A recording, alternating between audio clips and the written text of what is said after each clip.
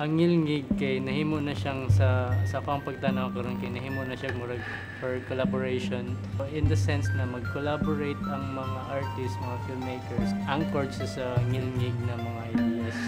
Balanghiga, Holy Wilderness. For this year, we thought of the style.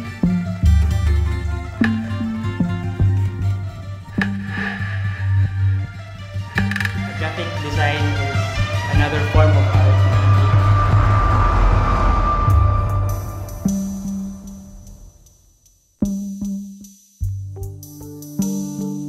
So welcome to the Davao Ngilngig Festival 2018!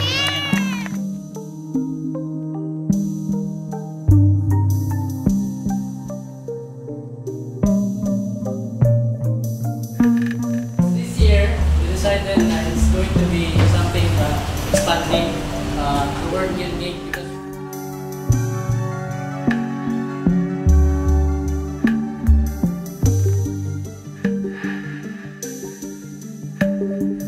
Grabe nga ni-evolve ang script niya na yung nato ni siya.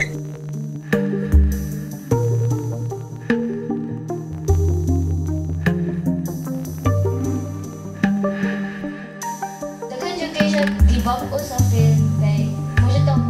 Guess more synopsis. Along with our volunteers,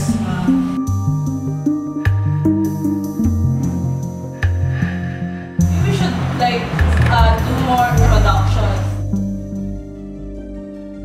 Tolerant mo na audience.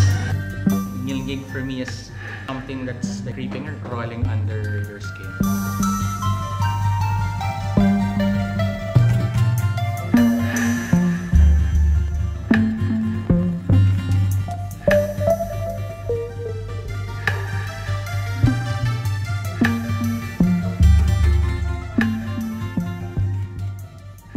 Our supporters for tonight.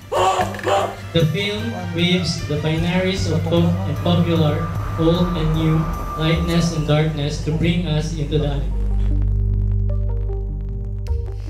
Ngilngig, I guess, takes in a lot of forms and in a lot of definitions. But for me, in general, sa ako, ang concept ang ngilngig is something na dili lang passing sa imo, it has an effect on you.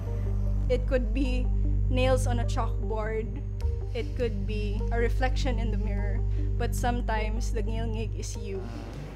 dili na ko nga isa-isa pero daghan kayo ang nagtabang magpadayon ang ngilngig kung naa gihapon mo.